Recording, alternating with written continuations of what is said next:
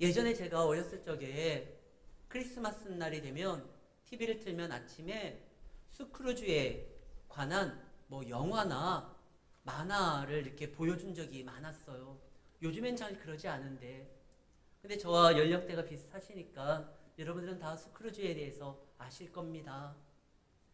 지독한 구두쇠였어요. 심지어 자기 조카에게도 베풀지 않는 그런 사람이에요. 그런데 그가 크리스마스 날 이브에 꿈속에서 과거와 현재와 미래의 모습을 객관적인 입장에서 보게 됩니다. 내가 이런 삶을 살아가면 안 되겠구나 깨닫게 되죠. 그리고 아침이 밝았을 때 눈을 뜨고 그는 전혀 다른 사람이 돼요. 그 지독한 구두쇠 스크루지가 이제 크리스마스, 예수님의 탄생을 축하합니다. 그 메리 크리스마스라는 말을 하면서 많은 사람들에게 인사를 하고 또 베풀기 시작해요. 자기를 사랑하고 자기를 위하여 기도했었던 조카의 가정을 방문해서 그들과 함께 식사를 나누고 달라진 거예요. 오늘 본문에 보면 하룻밤 사이에 달라지지는 않았지만 전혀 다른 또 다른 인물이 나옵니다. 몽타주를 보면 똑같거든요. 모세거든요. 근데 그 모세가 달라졌어요. 그는 40년 동안 그동안 자기가 쥐고 자기가 자랑할 수 있는 배경을 다 비우는 작업을 했어요. 근데 비운다고 끝나는 것이 아니에요. 채워야 되는데 이제 하나님이 그를 만나주시고 그에게 말씀하시고 그에게 사명을 주심으로 인하여 그 가운데 하나님의 능력을 채웁니다. 이제 모세가 달라져요. 모세는 하나님이 나타났을 때 4가지 질문을 합니다. 내가 누군데요? 내가 전한다고 저들이 받아들일까요? 저는 입이 뻣뻣해요. 보낼 만한 자를 보내세요. 그때 하나님이 기적을 보여주시고 말씀을 들려주셨는데 마지막에는 진노하셨어요. 믿음 없음을.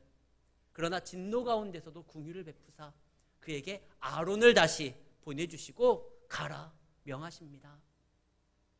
화가 나셨지만 화난다고 해서 멈출 수 없어요. 모세를 통하여 하나님은 하실 일이 있어요. 아브라함의 자손들을 건져내야 되고 하나님의 나라를 세워야 돼요. 이거는 굉장히 중요한 일이에요. 화난다고 멈추면 안 돼요. 이 일을 통하여 모세도 살고 이스라엘 백성들도 살고 하나님의 뜻도 이루어지기 때문에 하나님은 계속해서 모세에게 가라고 말합니다. 이제 모세가 움직여요. 그 본문이 바로 18절 오늘 본문 첫 내용입니다. 모세가 그의 장인 이드로에게 돌아가서 하나님이 지금 누구한테 가라고 했죠? 바로요. 내가 건져날 이스라엘 백성에게로요. 백성에게 가야 되고 바로에게 가야 되는 거예요. 근데 지금 모세는 어디로 갑니까?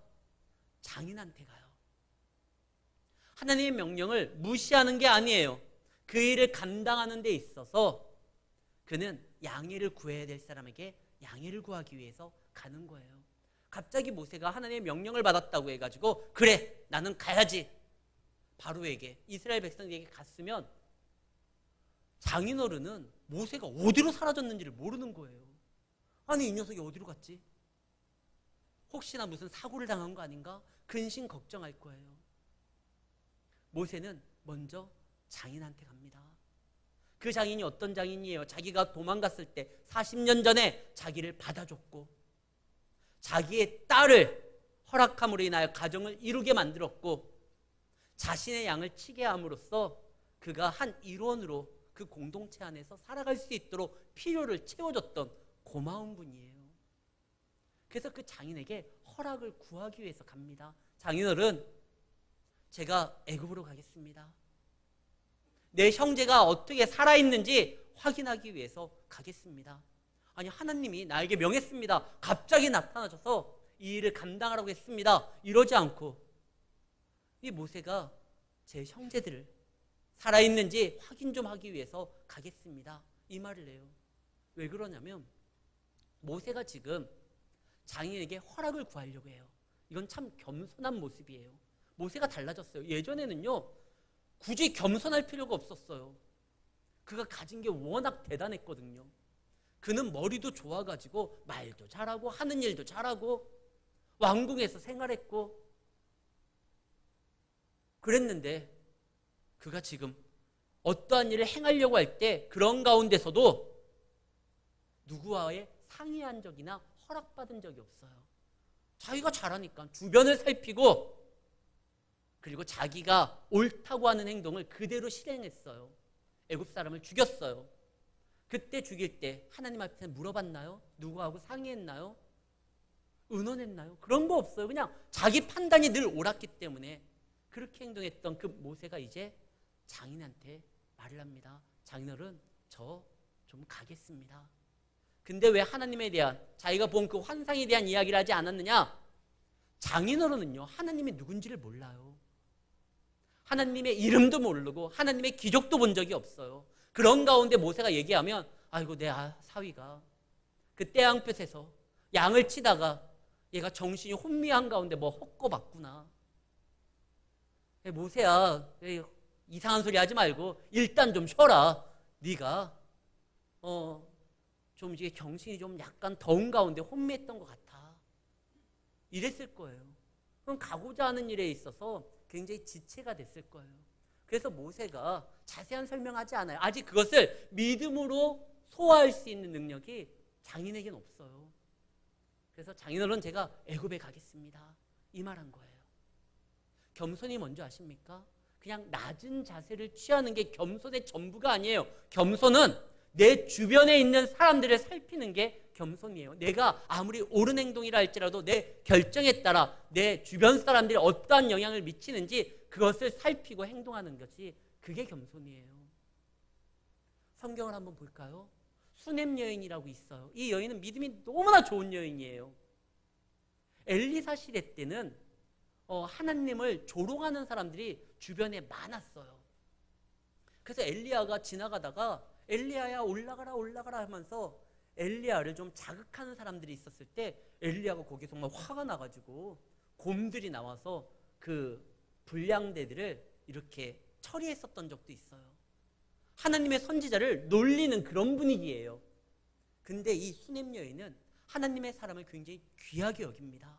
그래서 그가 말씀을 증거하고 전할 때 자기가 함께 그 말씀을 전할 수는 없지만 적어도 그가 쉴 수 있는 방을 마련하게 하고 싶어서 남편에게 도움을 요청해요. 여보, 저 사람이 굉장히 중요한 인물인데 그가 전하는 말씀이 우리를 살리는 건데 그가 쉴 수 있도록 우리가 방을 하나 만듭시다.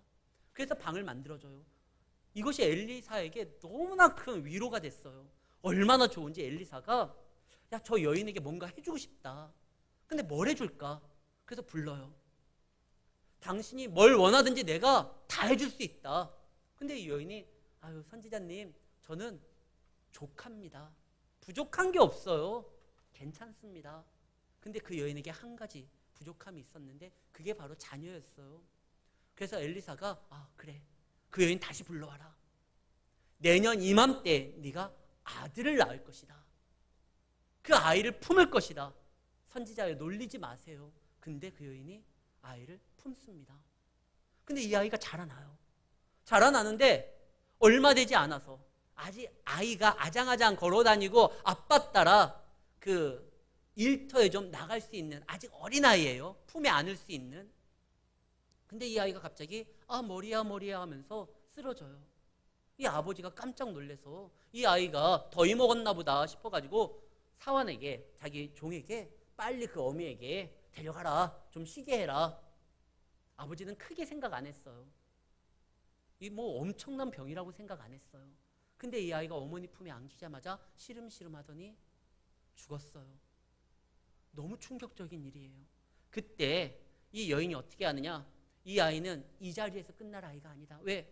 하나님께서 나에게 주시는 건 기쁨인데 이 아이가 아직 무엇인가 해보지도 않았는데 이럴 순 없다. 그래서 하나님의 선지자 엘리사에게 가면 답이 있을 것이다. 그래서 그가 서둘러서 엘리사에게 가려고 합니다. 근데 가려고 할 때 그냥 가지 않아요. 남편의 허락을 구해요. 여보, 내가 엘리사를 좀 만나보겠습니다. 열왕기하 4장 23절 말씀입니다. 그때 남편이 하는 말이 이거예요. 그 남편이 이르되 아니 오늘 초하루도 아니고 안식일도 아니고 근데 어찌하여 오늘 당신이 그에게 간다고 합니까? 그때 여인의 말이 뭐죠? 샬롬입니다. 평안을 빚나이다. 예전 성경에는 평안입니다 였었고 원문으로 보면 샬롬입니다예요. 샬롬입니다. 남편에게 아니 여보, 이 아이가 지금 사실은 목숨을 잃었어. 그래서 그 아이 방에다가 지금 아이를 뉘어놨어. 근데 이 아이를 살리기 위해서는 이 아이에 대해서 태어나기 전부터 이 아이가 우리 가정에 올 것을 이야기했었던 엘리사에게 가야 될 거야. 그에게 말을 하면 그가 무엇인가를 우리에게 보여줄 거야. 어떠한 행동을 할 거야. 적어도 이 죽음의 의미가 무엇인지는 가르쳐 줄 거야. 그러니까 나 가야 될 것 같아. 그러니 남편이 뭐라고 했겠어요? 지금 아이가 죽었는데 무슨 소리 하느냐. 그 먼저 아이를 확인해보고 뭐 장례 절차를 하고 뭐 그럴 거예요. 그러니까 이 여인이 남편이 자기만큼의 믿음이 없기에 남편을 막 이렇게 상의해가지고 남편과 함께 어떻게 할 생각을 안 해요. 그렇다고 남편을 무시하는 것도 아니에요. 남편에게 허락을 구해요. 그러나 당신에게 상의하는 건 당신을 무시하는 게 아니라 이거 평안입니다. 당신 아들 다시 살리려고 하는 거고 이것으로 인하여 무엇인가 우리 가정에 기쁨이 오는 거니까. 그래서 가요. 믿음 없는 자하고 상의하는 건 시간만 지체돼요. 그때는 결단해야 될 때고 순종할 때요. 그렇다고 그를 무시하면 안 돼요. 결국 우리의 믿음의 결단이 그를 위한 거이기도 했기 때문에 그에게 허락을 구하고 어떠한 도움을 청하는 건 그건 지혜로운 거예요. 실제로 다니엘에서 가장 유명한 구절이 뭡니까? 다니엘이 뜻을 정하여. 다니엘서 1장 8절 말씀이죠. 다니엘은 뜻을 정했어요. 뭘 정했느냐? 하나님께서 우리에게 은혜를 베푸신다라는 거. 그래서 내가 은혜 받은 자로서 살아가는데 왕의 음식으로 내 몸을 더럽히면 안 되겠다. 그 왕의 음식이 제사를 드리고 우상에게 바친 다음에 허락되는 제물이에요. 내가 하나님을 믿는 사람으로서 이 우상의 제물을 먹을 수가 없다. 다니엘이 뜻을 정했어요. 참 귀한 일이에요. 옳은 일이에요. 하나님이 기뻐하는 일이에요. 근데 그때 다니엘이 뜻을 정해서 나 더럽히지 않을 거야. 이제서부터 나 절대 음식 안 먹어. 단식하거나 그러지 않았어요. 먼저 자기를 관리하는 환관장에게 부탁을 합니다. 환관장님, 저는 살아계신 하나님을 믿는 사람입니다. 이 우상의 제물로 제 몸을 더럽힐 수가 없습니다. 그러나 제가 음식을 끊으면 누가 곤란해요? 책임이 있는 환관장이 곤란하게 돼요.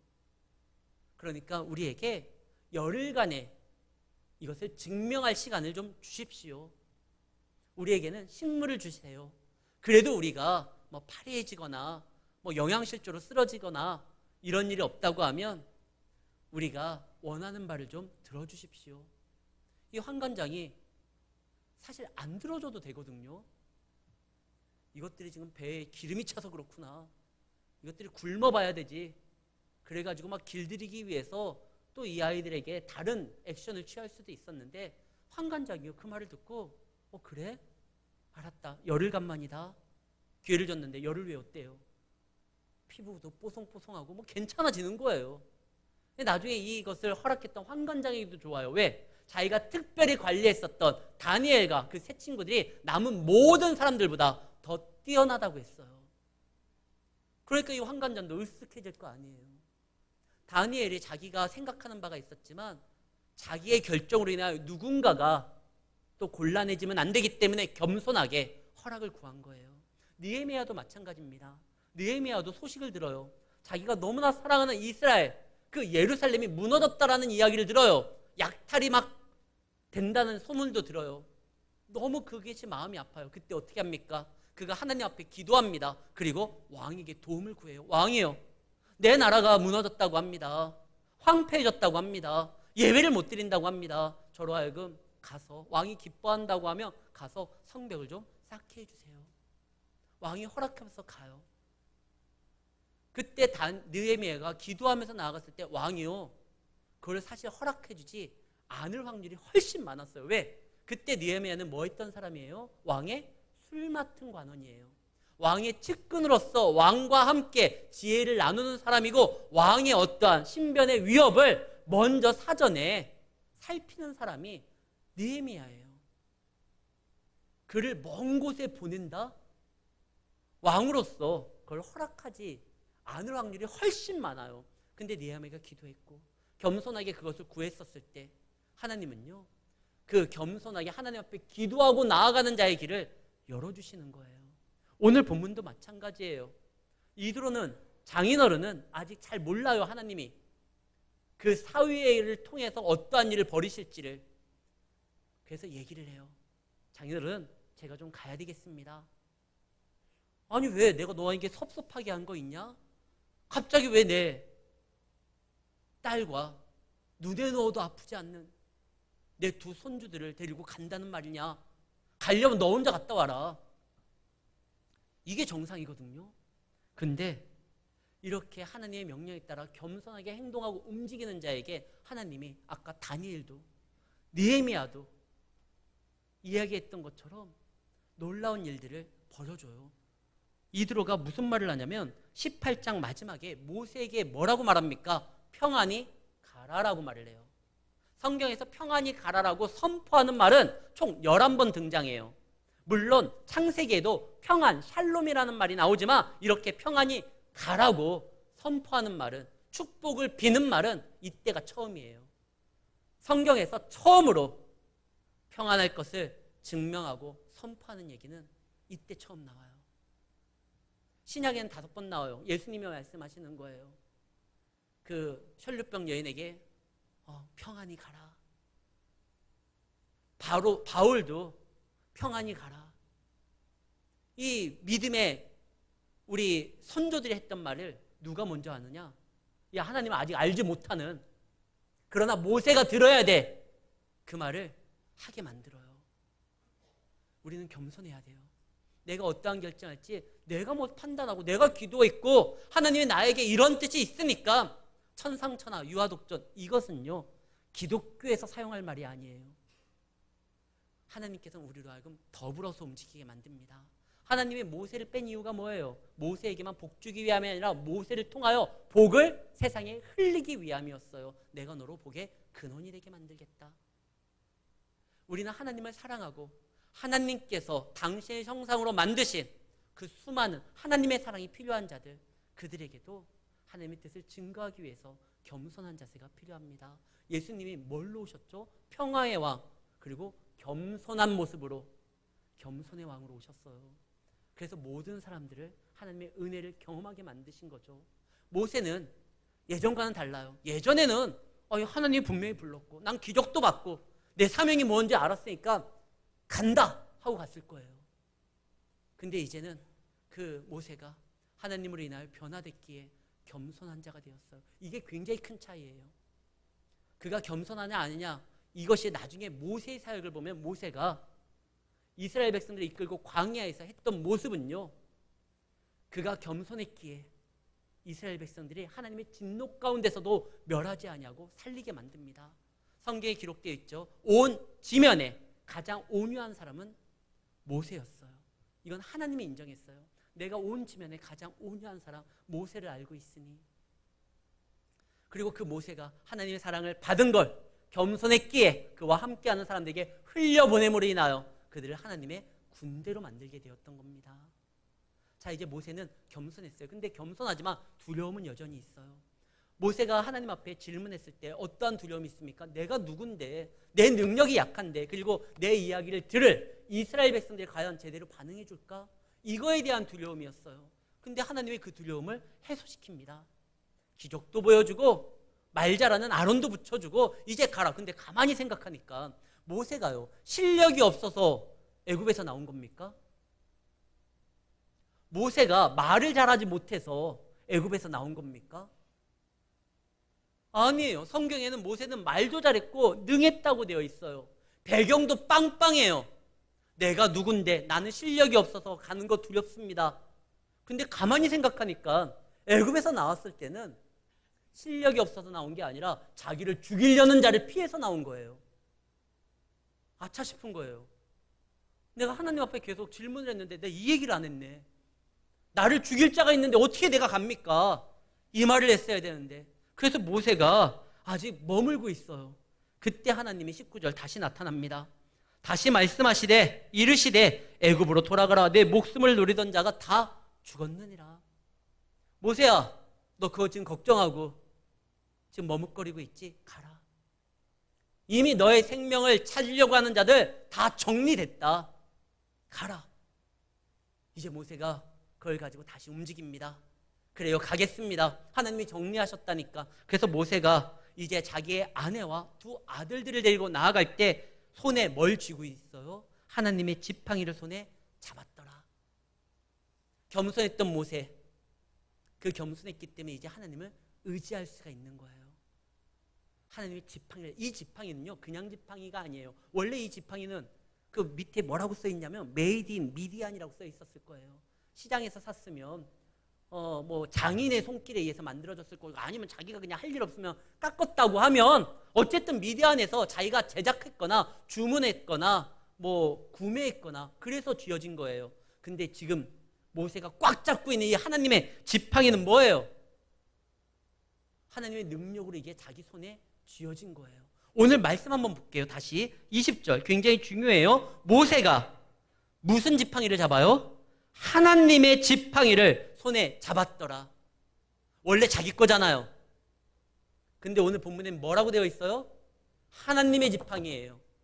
하나님의 명령에 따라 그걸 내놨어요. 너 손에 든 게 뭐냐? 네가 가진 게 뭐냐? 지팡이입니다. 그거 던져라. 아니 이거 하나 남았는데요. 근데 그거 던져라. 말씀에 의하여 하나님의 뜻에 따라 그걸 던졌을 때 그것이 뱀이 되었지만 무서웠지만 주님의 말씀으로 다시 순종했을 때 그것이 지팡이가 된데, 어떤 지팡이? 이제는 내 지팡이가 아니라 하나님의 지팡이가 된 거예요. 우리가 하나님 앞에 내어놨을 때 빼앗기는 것이 아니라 하나님의 것으로 나에게 다가오게 됩니다. 우리의 시간, 우리의 재능, 우리의 열심, 우리의 달란트, 그걸 하나님께 내어놓으면 그것은 하나님의 시간, 하나님의 어떤 은사, 하나님의 달란트, 하나님의 역사가 되는 거예요. 모세는 이제 자기의 것을 잡았다가 하나님께 내어놨을 때 하나님의 것이 되어서 자기 손에 붙들리게 됩니다. 이거 붙들고 가는 거예요. 이 말은 하나님의 인도함 따라 내가 따라가겠다라는 거예요. 아까 이야기했던 그 수넴 여인 있잖아요. 그 수넴 여인이 엘리사한테 갑니다. 엘리사한테 가면서 딱 한마디 하잖아요. 샬롬입니다. 평안입니다. 이건 반드시 우리 가정의 기쁨으로 다시 돌아올 겁니다. 그리고 나아갈 때 엘리사가 저 여인이 오늘 오는 것을 보고 궁금한 거예요. 아니 오늘 초하루도 아니고 안식일도 아닌데, 만나기로 약속한 날도 아니고 예배일도 아닌데 저 여인이 왜 오지? 그 여인이 올 때 착 치장하고 예쁘게 살랑거리면서 오지 않았을 거예요. 정말 다급한 마음으로 올 거예요. 그러니까 딱 보니까 뭔가 이상해요. 야, 저거 진짜 이상한데? 하나님, 저 여인이 왜 옵니까? 근데 하나님이 답해주지 않아요. 왜? 그 여인의 입을 통해서 직접 들으라는 거예요. 그 여인이 지금 어떠한 상태인지 그냥 설명으로 듣는 것이 아니라 그 여인의 입을 통해서 들었을 때 이것이 얼마나 심각한지 알기 때문에 하나님이 그 여인의 입을 통해서 엘리사가 직접 듣기를 바랬어요. 엘리사가 딱 들으니까 이거 보통 일이 아니에요. 한시가 급해요. 그때 엘리사가 어떻게 합니까? 야 빨리 가자 하기 전에 열왕기하 4장 29절 말씀입니다. 엘리사가 게하시에게 그의 사원에게 이르게 너 허리를 묶고 이 지팡이 손에 들고 가라. 사람을 만나거든 인사도 하지 말고, 사람이 네게 인사할지라도 대답하지도 말고 내 지팡이를 그 아이 얼굴에 놓으라. 한시가 급한 일이에요. 앰뷸런스가 막 갔었을 때 그때 신호를 기다리는 건 어리석은 거예요. 생명을 다투는 거예요. 그땐 그냥 가는 거예요. 법을 무시하라는 게 아니에요. 생명이 존중되기 때문에 그때는 서둘러 가는 거예요. 게하시한테도 그래요. 너 빨리 가라. 나도 가겠지만 앞서서 가라. 뭘 줘요? 지팡이를 줘요. 하나님의 능력이 그 가운데 함께 할 것을 먼저 보이기 위해서 가라는 거예요. 지금 이 모세가 쥐고 있는 이 지팡이, 아예 성경에서 못 박아서 이야기를 합니다. 어떤 지팡이? 하나님의 지팡이. 그걸 쥐는 거예요. 지팡이를 쥐기 위해서는 어떻게 해야 됩니까? 다른 거는 놔야 돼요. 이것을 쥐기 위해서는 내가 그동안 붙들고 있었던 거, 모세가 그동안 알고 있었던 세상의 경험과 배움에 있어서 쌓았었던 지식의 축적과 일 잘했었던 그때의 어떠한 이런 것들이 아니라 그거 내어놓고 하나님의 지팡이를 붙들기 위해 그거는 일단 내려놔야 돼요. 그리고 가요. 이거 하나만 붙드는 거 힘든 거 아닙니까? 그 큰일을 하는데, 근데 그 지팡이가 어떻게 했죠? 바로 앞에서 모세로 하면 신이 되게 만듭니다. 그 지팡이를 통하여 모든 것들이 다 이루어지도록 만들어요. 홍해도 갈라요. 반석에서 물이 터져 나오게 해요. 애굽의 군대를 물질러요. 하나님이 우리에게 어떤 것을 주었다는 건 그걸로 충분하다는 거예요. 아니, 우리가 생각하기에 계산하기에 이거 충분하지 않습니다. 아니요. 그걸로 우리가 나아가 보면 하나님께서 길을 여셔요. 그것을 통하여 역사를 이루셔요. 혹시 그것만이 부족하다는 것이 나타난다고 하면 우리의 믿음의 연약함으로 인하여 그때는 사람을 붙여줘요. 지금 모세가 그렇게 되잖아요. 모세 그거 붙들고 나아가요. 근데 하나님께서 한 가지 다시 말씀합니다. 이제 하나님을 더욱더 의지하는 모세가 되었는데 하나님께서 모세에게 그런데 애굽으로 들어가던 내가 내 손에 준 이 이적을 바로에게 보여라. 그것을 다 행하면 바로가 깜짝 놀라서 서둘러 보내줄 것이다. 이것이 아니라 그의 마음을 완악하게 한즉 내 백성을 보내주진 않을 것이다. 여기에서 보면은요, 바로는 원래 괜찮은 사람인데 하나님이 그의 마음을 강팍하게 완악하게 만들었기 때문에 보내지 않는 거 아닙니까? 아니요. 전혀 달라요. 이거에 대해서 오늘 설명하면 시간이 너무 오래 갈 것 같아서 다음에 나오니까요. 다음에 설명할게요. 완악하다는 거 하나님께서 그 마음을 그 못된 생각하도록 주입시켰다는 게 절대 아니에요. 어찌됐든 여기에서는 지금 바로가 안 보내겠다는 거에 방점을 찍어야 돼요. 안 보낼 것이다. 아니, 나로 하여금 가서 보내라고 이야기를 한다고 했으면 보내야지. 안 보낸다는 게 무슨 말입니까? 하나님이 그를 통해서 또 일하실 게 있어요. 모세는 지금 뜨거워요. 이제 하나님의 지팡이도 붙들었어요. 나아갔어요. 모든 게 다 될 줄을 알아요. 근데 갑자기 안 돼요. 그러면 실망하게 되고 의심하게 돼요. 근데 하나님 미리 말려줘요. 아니, 근데 바로는 안 보낼 거야. 미리 알려준 건 바로가 안 보내는 건 하나님의 실패가 아니고 모세의 실패도 아니에요. 그냥 일이 그렇게 되는 거야. 근데 그 안 보냄으로 인하여 어떻게 됩니까? 바로는요, 하나님의 위대하심을 보이는 그냥 무대가 돼버려요. 만약에 처음에 첫 번째 기적이 뭐죠? 나일강이 피로 물드는 거예요. 그들이 생명줄이라고 생각해서 신으로서 추앙했었던 그 나일강도 하나님의 명령에 있어서는 아무것도 아님을 보여줘요. 근데 그것만 보여주는 게 아니라 또 뭘 보여줘요? 개구리. 개구리도 그 미물도 하나님께서 움직일 수 있는 군대가 될 수 있다는 거예요. 혹시 개구리 여러분들 마술쇼에서 개구리가 나오는 거 본 적 있어요? 막 비둘기가 막 날아다니고 호랑이도 막 나타나고 너구리도 제주를 구르고 서커스에서 그런데 혹시 개구리가 제주 부리는 거 본 적 있어요? 개구리는 이렇게 잘 이렇게 뭐 훈련을 시켜가지고 하는 애들 같지는 않아요. 근데 하나님이 이 마음이 완악하니까 개구리도 하나님의 뜻대로 움직이는 걸 보여주잖아요. 그 다음에 나온 게 이죠. 이는 잘 보이지도 않아요. 근데 이 이도 하나님께서 움직이시면은 이게 무기가 될 수 있다는 걸 보여주시는 거예요. 하나님이 얼마나 대단하신다라는 걸. 바로가 완악함으로 인하여 하나님이 이 세상에 보여줘야 돼. 당신의 능력을 더 많이 보여주는 거예요. 근데 모세는 근데 안 보내주니까 이거 실패 아닙니까? 낙심하지 마. 너는 실패한 게 아니야. 너는 전하면 돼. 바로를 설득하는 게 아니야. 너는 선포하면 돼. 지금 하나님께서 모세에게 원하는 게 뭡니까? 이스라엘 백성들은 내 장자요. 하나님의 아들이다. 이것만 선포해. 그를 무릎 꿇게 만드는 건 내가 할 거야. 너는 선포해. 그리고 이 선포함으로 인하여 놀라운 역사가 일어날 것을 그걸 알려주는 거예요. 우리도 어떠한 일을 알고 나아가면 마음이 어때요? 불안하지 않을 수 있어요. 실패로 인하여 낙심되지 않을 수 있어요. 여러분들은 잘 모르시겠지만 5월 28일 하나 이글스를 응원하는 팬들에게는 잊을 수 없는 날이에요. 이날 하나 이글스와 NC 다이노스가 경기를 합니다. 6회까지 7대2로 하나가 져요. 더군다나 하나는 어떤 팀이에요? 이 뒷심이 부족한 팀이에요. 오늘도 졌나 보구나. 실망한 가운데 TV를 돌리려고 하는데 차마 돌리지는 않고 소리만 줄였어요. 그리고 태블릿 보면 딴짓을 했는데 웬걸요? 갑자기 하나가 7회에 6점을 봅니다. 8대7로 역전해요. 여기서 끝나지 않아요. 8회와 9회에 10점을 더 보태요. 18대7로 이겨요. 난리가 났어요. 그날 집사람하고 둘이서 우리 애들과 함께 한 2번인가 더 봤어요. 이 하이라이트를. 다시 보여주잖아요. 너무 좋은 거예요.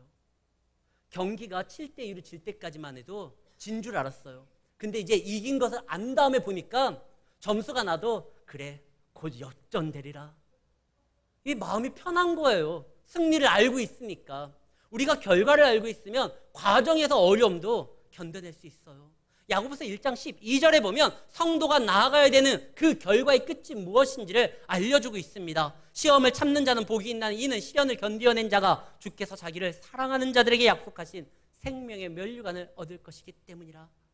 우리는요, 우리가 살아가는 이 길에 어떠한 문제가 터질지 아무도 몰라요. 그러나 이 길 끝에는 우리에게 약속한 생명의 면류관이 있고 그 길을 가는 가운데서도 하나님의 예비하심과 인도하심, 아론을 보내주시던가 아니 우리가 붙들 수 있는 지팡이를 주시던가 이 역사가 나타난다라는 것을 알아야 됩니다. 실망할 게 아니에요.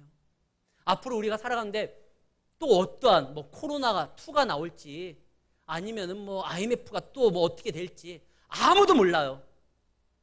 그러나 성도가 가는 이 길에는 어려움이 있다 할지라도 하나님이 함께 하시기에 생명의 면류관이 주어지는 자리고 하나님의 인도함과 예비하심으로 보호함이 있다는 것을 아셔야 되는 것입니다. 모세는 그래서 하나님께 미리 알려줘요. 야, 이렇다. 그러나 낙심하지 말고 너는 뭐 해라? 선포해라. 나의 말을 증거해라. 전해라. 그래서 모세가 어떻게 합니까? 전하는 거예요. 사랑하는 성도 여러분, 말씀을 좀 마치겠습니다. 모세는요 달라졌어요. 교만했던 모세가 겸손해졌고 천상천하 유아독존 자기 혼자 모든 것을 판단하고 행동해도 잘 될 줄 알았던 그 모세가 이제는 하나님을 의지합니다. 하나님의 지팡이를 붙듭니다. 그리고 이제는 어떻게 해요?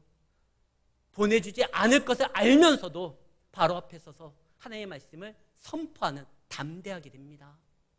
겸손한 자가 하나님을 의지하게 되는 거고 하나님을 의지하는 자가 세상에 담대하게 선포할 수 있는 겁니다. 저들은 우리의 증언이 필요해요. 우리가 선포하는 그 증언을 통하여 저들이 하나님의 은혜 가운데 나올 수 있는 거예요. 하나님은 분명히 바로에게 다 보여주라고 했는데 모세가 보여주지 않았던 기적이 하나 있어요. 그게 뭐죠? 손이 회복되는 거예요. 전혀 가망성이 없는 것이 회복되는 그 은혜의 역사는 하나님을 대적하는 바로에게 보여줄 역사가 아니라 성도들, 우리에게 주시는 은혜입니다. 그래서 모세가 나중에요 장로들에게 그건 보여줘요. 그러나 바로에게는 보여주지 않아요. 대신 저들이 그 은혜를 맛볼 수 있는 유일한 길은 대적하는 것이 아니라 포함되면 돼요. 나중에 출애굽할 때 그때 이스라엘 백성들만 나간 것이 아니라 하나님의 능력을 보고 이스라엘과 함께하기를 다짐하는 애굽 사람들도 다른 종족 사람들도 붙어요.